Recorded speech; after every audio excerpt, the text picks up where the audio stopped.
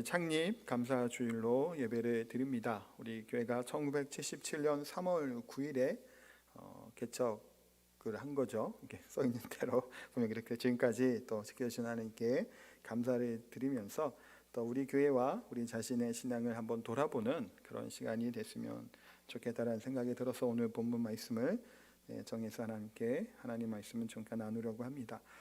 우리가 벌써 이제 오래됐습니다. 77년도에 이제 개척한 교회이기 때문에 이제 오래되었고, 제가 이제 5번째 이제 담임 목사로 이제 섬기고 있습니다.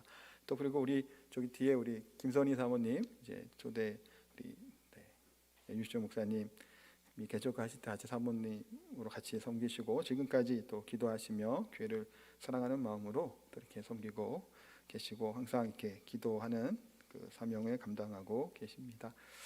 하여튼 이렇게 한번 그래서 이제 개척하고 이제 창립 주일을 맞이해서 우리 좀 한번 돌아보는 시간들을 우리 스스로 좀 가지면 좋겠다는 생각을 한번 해보게 됩니다.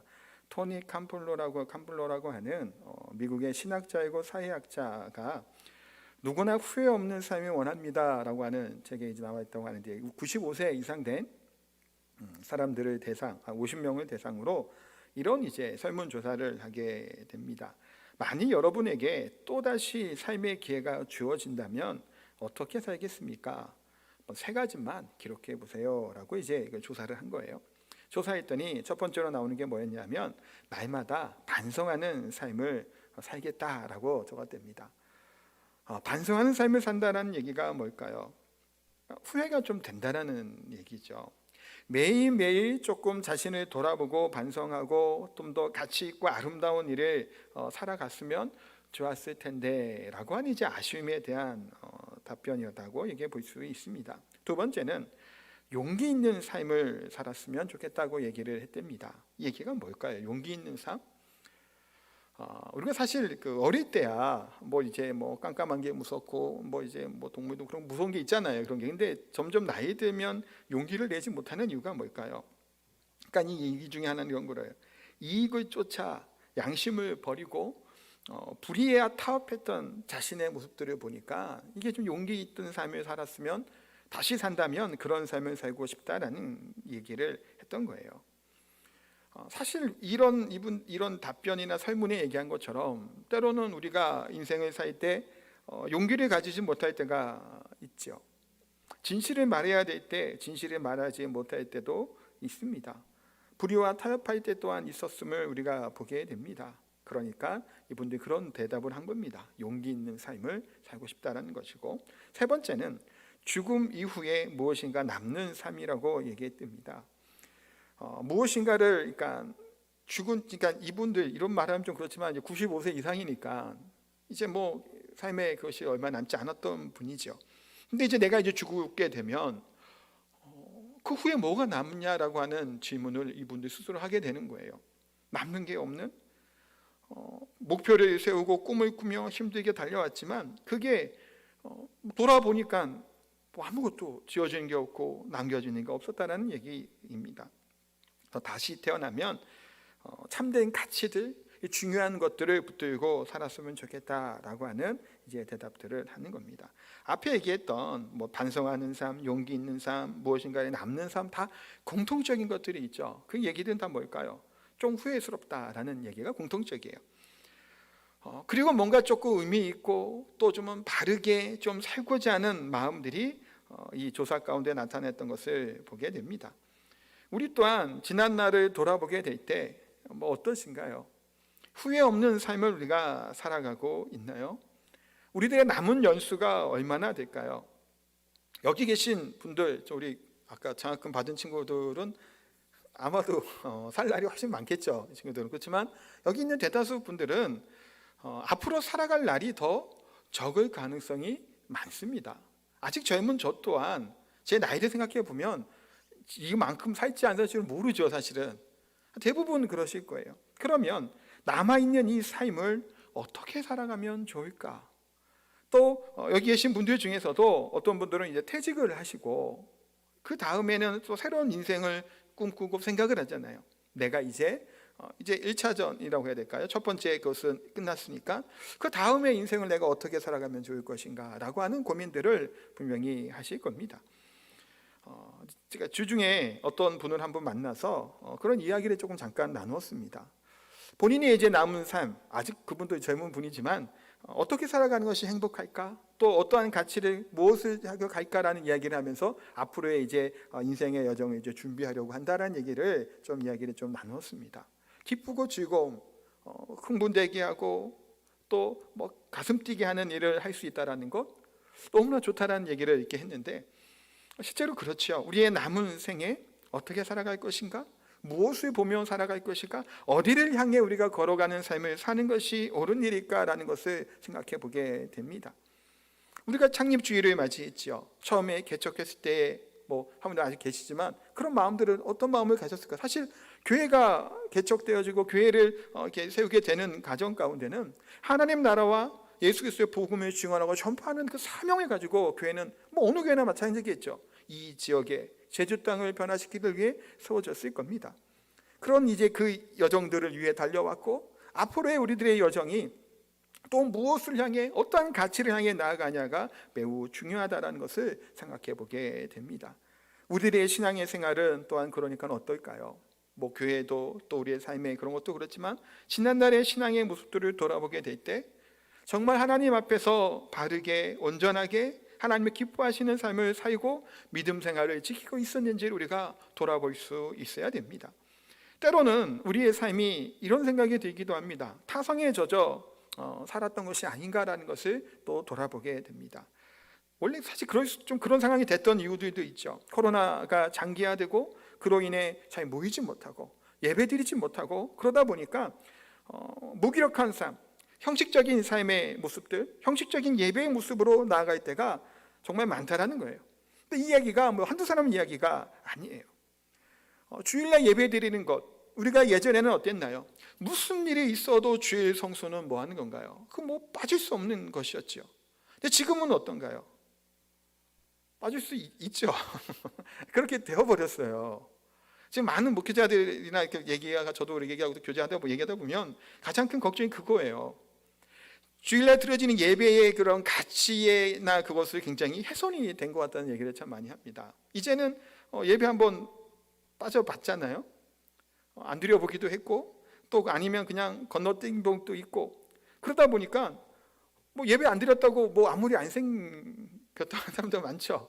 뭔 일 생기셨나요? 예배 한번 건너뛸 때 그런 예배에 대한 유심히 것이 훼손이 된 어쩌면 우리 한국교회가 무슨 일이 있어 주일 예배 드리고자 하는 그게 굉장히 철저하게 지켰던 나라잖아요. 근데 그게 조금 이제 훼손이 됐어요. 만약에 앞으로 또 이러한 유사한 일들이 발생하게 될 때 교회가 문을 닫거나 교회에서 모이지 않는 일들이 쉽게 그 전보다 더 쉽게 이것을 아마 행하게 되는 사태가 주변에 벌어지게 될 겁니다. 근데 물론 그래서 아까 무슨 그런 기계 구글 크롬캐스트 같은 것도 한번 사셔서 집에서 보면 좋다고 제가 그래서 이런 것도 추천해 드린 건데 집에서 예배 드리는 것도 마찬가지죠.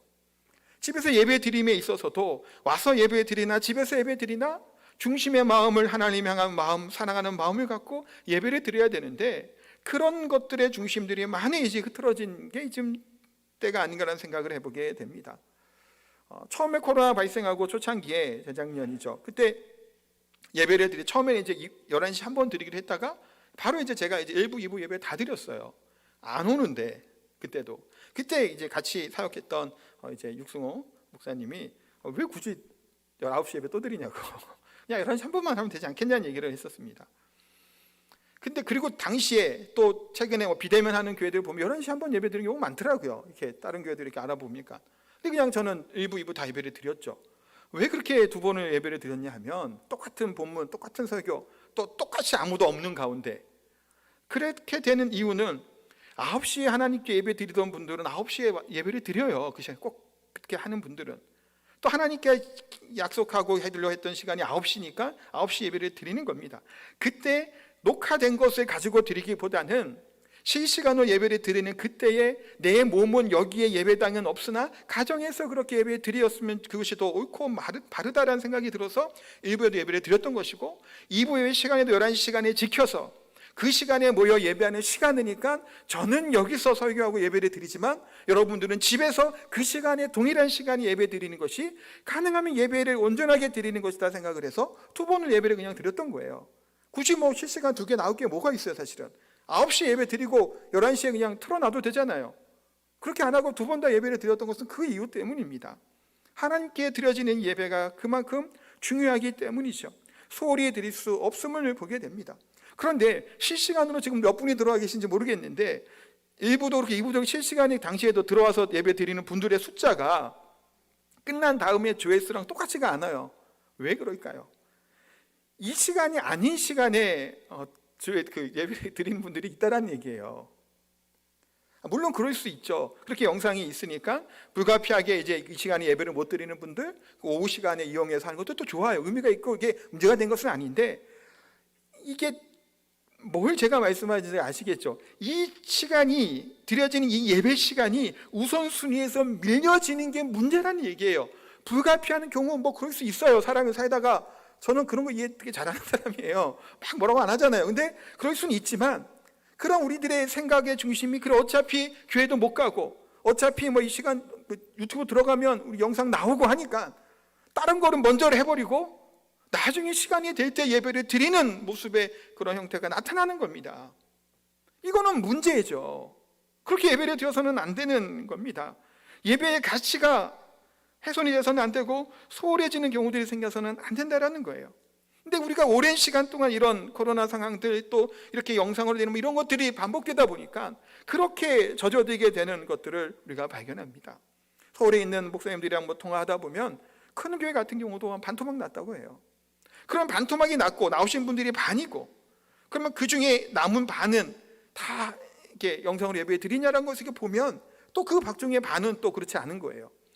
그러면 4분의 1 정도 되는 분들은 뭐 하고 계실까요? 우리 교회도 마찬가지인 것 같아요. 그럼 뭐 하고 계실까요? 전에도 한번 말씀드렸죠. 다른 교회 가는 것도 아니에요. 오랜만에 이렇게 가끔씩 한번 제가 연락을 드리거든요. 또 이렇게 연결을 이렇게 해야 되고. 근데 안 간대요. 다른 교회도. 혹시 그분이 뭐 듣고 있으면 좀 그렇긴 있는데 안 간다고 하는데 그럼 예배도 안 드리고 다른 교회도 안 가시고 그럼 어떻게 해야 되단 말이에요. 그러면. 근데 그런 분의 비율이 굉장히 많다는 거예요. 우리 한국교회 전체로 따져보면 4분의 1 정도 그렇게 된다고요. 그냥 신앙생활 자체를 그냥 안 해버리는 거예요. 예배를 안 드려버리는 그런 사태에 우리가 처해져 있음을 봅니다. 그러니까 우리가 앞으로 이제 어떻게 하나님께 예배 드리고 해야 될지가 굉장히 중요한 부분이죠. 그래서 다시금 다짐하는 우리 창립 주일이기도 해서, 그래서 이 처음 사랑, 처음 마음, 하나님께 예배하는 것이 어디 있느냐라고 하는 이 물음 앞에 우리가 또한 우리를 돌아볼 수 있어야 됩니다. 신앙생활을 할 때 굉장히 중요한 요소 중에 하나가 뭘까요? 회복이에요. 뭐에 대한 회복이라는 얘기가 왜 회복이냐면 우리 인간은 죄로 말미암아 하나님과 어떻게 됐나요? 단절된 거예요. 끊어졌어요. 하나님께 나아갈 수 없다라는 겁니다. 그래서 우리 사형리 잘 그림 그린 거 있잖아요. 이게 언덕 같은 거 하고 중간에 십자가 이렇게. 정말 표현 잘한 것 같아요. 하나님과 우리 인간의 죄로 말미암아 끊어진 거예요. 십자가로 그것을 연결되고 이어주셨죠. 그러기에 이것을 회복되는 거예요. 참 신앙의 동기고 과정이고 목표가 바로 하나님과의 관계의 회복이고, 거기에 가장 첫걸음, 가장 중요할 수 있는 중요한 중심에 있는 것이 뭐냐면 예배를 드리는 것이죠. 하나님을 사랑하는 그 마음으로 하나님께 예배하는 것, 그것이 중요하다는 겁니다. 물론 예배뿐만은 아니에요. 제가 지금 예배를 설명하면서 조금 이렇게 강조점은 줬지만 그런 하나님 향한 마음, 뭐가 중심이 있어야 되는 건가요? 사랑하는 마음이에요. 하나님을 사랑하라라고 말씀하죠. 이 사랑하는 마음이 점점 사그러지게 될 때 그것은 심각한 문제를 가지게 된다는 겁니다. 오늘 본문에 나와 있는 이제 7교회 중에 첫 번째 교회이긴 한데 에베소 교회가 어떤 교회인가요? 굉장히 장점이 많은 교회고 칭찬받을 게 되게 많은 교회가 바로 에베소 교회입니다. 혹시 기억하시나요? 제가 에베소서 설교 이렇게 쭉 했던 거, 제가 2년 전에 한 거의 1년 가까이를 거의 설교를 했는데 내용 잘 모르시겠죠? 네, 감사합니다. 예, 모르셔갖고 설명 잠깐 드릴게요. 그래서 이제 에베소 교회는 사도 바울이 개척한 교회입니다. 이름들을 잘 보세요. 그리고 그 사도 바울이 2년 동안이나 거기서 사역을 했어요. 사도 바울이 그렇게 오래 사역 안 합니다. 한 곳에서 여러 군데 다니면서 이제 교회를 세우고 선교하는 일들을 하지, 한 지역에 이렇게 오래 안 있는데 여기서 가장 오래 있었죠. 2년 동안 목회를 하고, 그 이후에 아볼로라고 하는 성경학자, 성경에 뛰어난을 가지고 있었던 아볼로가 사역을 합니다. 또한 바울의 그런 아들과 같은, 영적인 아들과 같은 디모데가 목회하기도 했고, 나중에는 누가 여기서 목회할까요? 사도 요한이 또 목회를 해요. 어떤가 이 이름들이, 대단한 하나님의 사람들이 목회했던 곳이 바로 에베소 교회입니다. 또한 에베소 이 지역은 소아시아의 가장 중심되는 지역이에요. 그러니까 바울이 에베소에 복음을 전하고 여기에 교회를 세우고 여기서 목회를 했던 거예요. 2년 동안 가르치고. 그러니까 에베소를 중심으로 주변의 소아시아 교회들의 복음이 전해지게 되고 세워지게 되는 역할을 하는 거예요. 에베소 교회가 지리적으로도 굉장히 중요하죠. 또한 큰 항구 도시이기도 했었고, 그런 영향력이 있었던 도시예요. 근데 다 어려움은 있었죠. 에베소 지역은 우상 숭배와 미신들 때문에 선교하기 또 어려웠던 교회이기도 합니다. 아데미 여신 사건 아시죠? 이 아데미 여신이 신전이 있었던 곳이 바로 에베소 지역입니다. 그래서 바울 사도가 두란노 서원에서 하나의 말씀을 가르치고 훈련시키는 일들을 바로 에베소라고 하는 이 지역에서 감당하게 됩니다. 또한 브리스길라와 아굴라, 다들 아시는 이름이죠. 그들의 헌신적인 이 부부가 나왔던 곳이 바로 에베소예요. 소아시아의 가장 모범적인 교회, 정통적인 교회죠. 오래됐으니까요. 뿌리 깊은 교회입니다. 주변 교회로부터 칭찬받는, 주님이 기뻐하시는 교회가 바로 에베소예요. 그럼 이렇게 보면 책망할 것이 없어 보이죠. 또 에베소 교회는 오늘 성경에 나온 것처럼 교회에 이단이 들어오게 될 때 그 이단의 그 세력들을 분별하고 그들을 지혜롭게 막아냈던 것이 바로 에베소 교회입니다. 우리 2절 말씀 한번 보도록 하겠습니다. 내가 내 행위와 수고와 내 인내를 알고 또 악한 자들을 용납하지 아니한 것과 자칭 사도라 내 아닌 자들을 시험하여 그의 거짓된 것을 내가 드러낸 것과.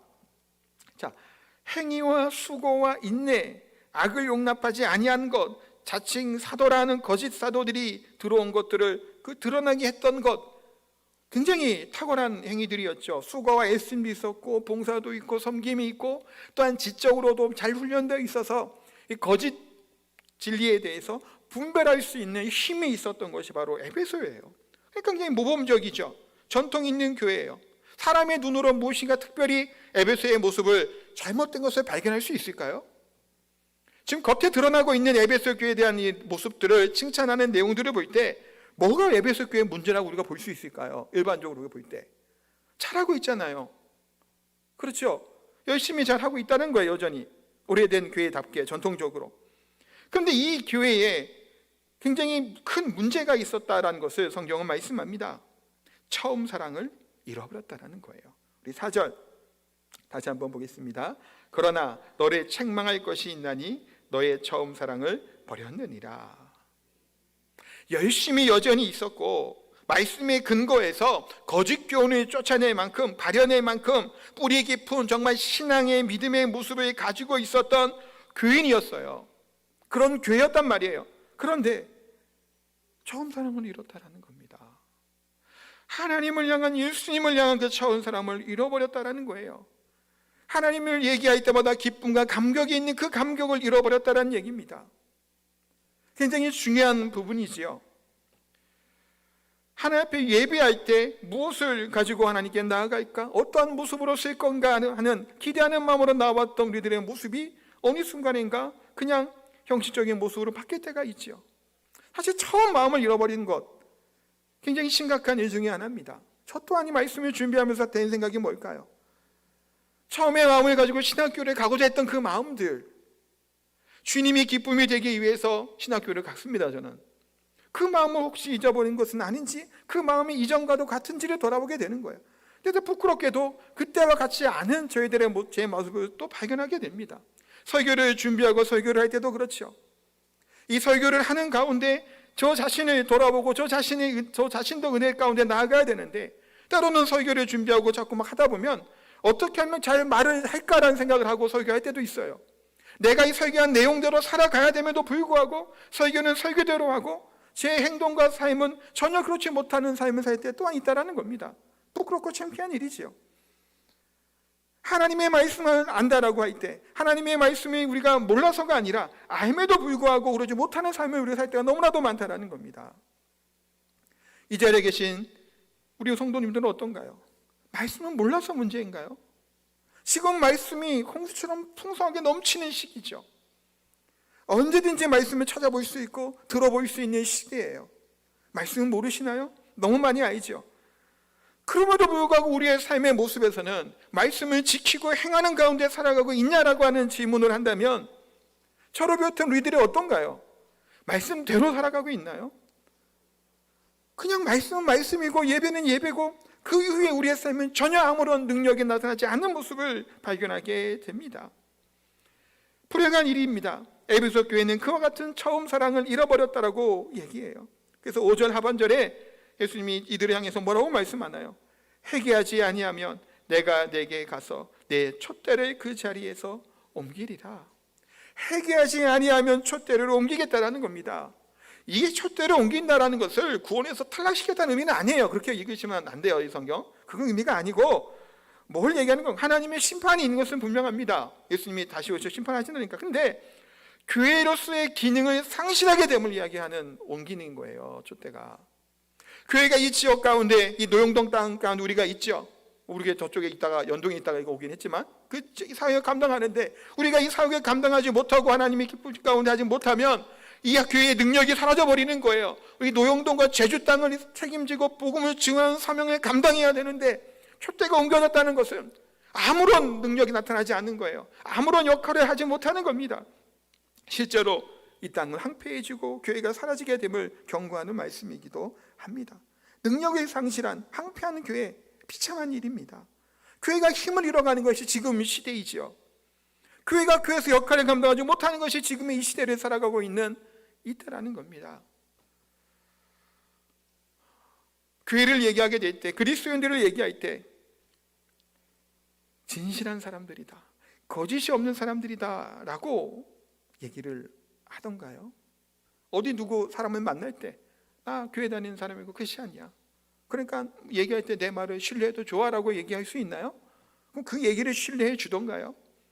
지금 우리 기독교인들의, 그리스도인들의 신뢰도가 굉장히 낮게 설문조사되는 것을 봅니다.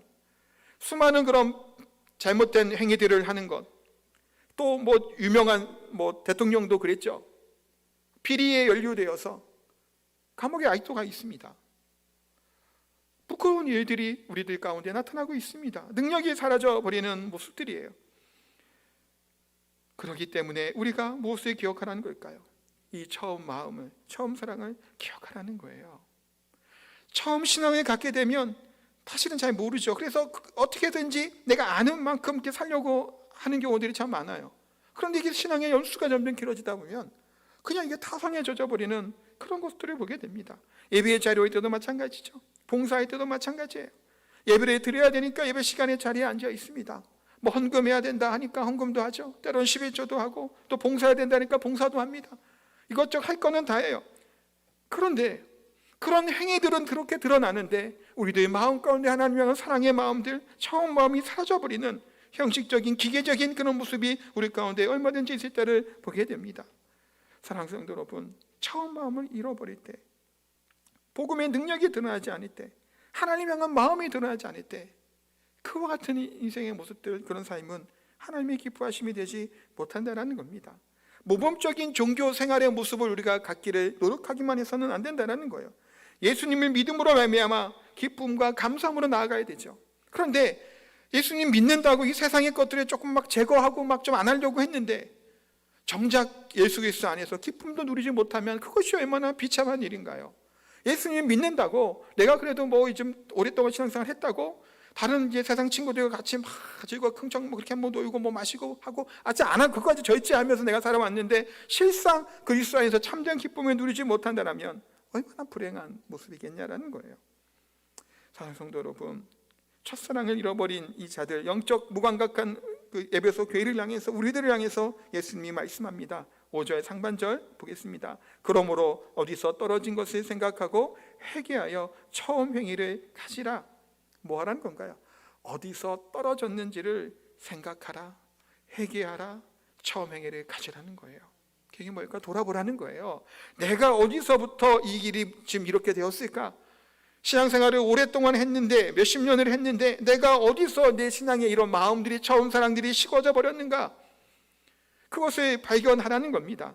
여기서 생각하고 라고 하는 것은 헬라어로 무네모뉴에라고 하는 헬라어인데 계속하여 생각하고 회상하라고 하는 의미를 가지고 있어요. 신앙생활 때 끊임없이 우리가 돌아보고 회상해야 될 것, 하나님 향한 내 마음들, 그 열정의 그것들이에요. 이것을 가질 것에 대해서 말씀합니다. 우리가 이것이 사라져버리고 교리적으로만 살아가다 보면 어떤 현상이 일어나나요? 형식주의, 그런 바리새인들처럼 그런 현상이 우리 가운데 나타나게 됩니다. 바리새인들은 본인들의 전통 교리를 강화했죠. 그런데 바리새인들이 책망받은 가장 큰 이유가 뭘까요? 독사의 자식들이라고 얘기했잖아요, 예수님이. 그 중심에 뭐가 문제가 있어서 얘기했을까요? 사랑이 없는 거예요. 하나님을 사랑하는 마음으로 그 행위를 해야 돼요. 행위 자체가 문제라고 예수님이 얘기한 게 아니에요. 행위를 그렇게 하는 것, 옳게 하는 것 중에 중심이 이거 아니고 하나님을 안 사랑하는 거예요. 또한 자신들이 만들어 놓은 이 규례들이나 규정들을 자신들만 간신히 지킬 수 있지 많은 성도들은 못 지키는 것을 지키게 하는 거예요. 그들에게. 그들이 정죄하고 나는 의롭다고 얘기하는 겁니다. 이게 문제예요. 잘하고 있을 때 우리가 더 그래서 뭐 해야 될까요? 조심하고 경계해야 됩니다. 잘한다고 내가 능력이 있다고 달란트가 많다고 교만해서는 안 된다는 거예요. 제가 배운 이 신학대학원 3대 원리가 있어요. 바른 신학, 바른 교회, 바른 생활, 이 세 가지 원리를 갖고 합니다. 그래서 굉장히 개혁주의적인 신학을 가지고 되게 이제 보수적인 신학을 가지고 있는 학교예요. 그 공부를 하는데 그런데 여기서 비판적인, 그러니까 뭐 약간 부정적인 이야기를 하기도 했었어요. 이게 뭐냐면 너무 이쪽 출신들이 비판적이라는 거예요. 또 다른 하나는 뭐냐면 나만 옳다고 생각하는 경향이 있다고 얘기들을 하기도 하고 좀 교만한 경향이 있다는 거예요. 물론 지금 같은 시대에 더 중요한 것 같아요. 바른 그런 신학의 가치 가운데 바른 교회를 세워나가는 것이 중요하다는 생각을 합니다만 그 가운데 우리가 잊지 말아야 돼 사랑이 사라져버리고 율법주의적인 그런 자기 의로운 것만 치우치게 되면 그것이 문제가 될 수 있겠죠. 신학교만 그런가요? 교회 안에도 마찬가지죠. 교회 안에서의 우리들의 모습들, 이 죄송한 표현인데 이런 말들이 있습니다. 열심히 있는 성도들가 문제 일으킨다라는 얘기를 해요. 이 죄송한 표현이에요. 열심히 하라는 게 문제였다는 얘기가 아니에요. 제가 오해 안 하실 줄 알아요. 열정이 문제가 아니죠.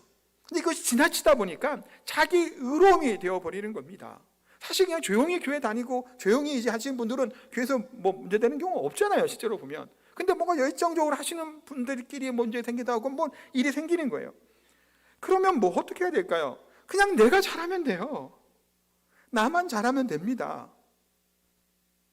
예전에 우리 신학교 박영선 교수님이라고 목사님, 그 남포교회 목회하셨던 원로하셨던 분인데 그분이 이제 설교학 가르치면서 니나 잘해라는 얘기를 참 여러 번 하셨어요. 우리 학생들한테.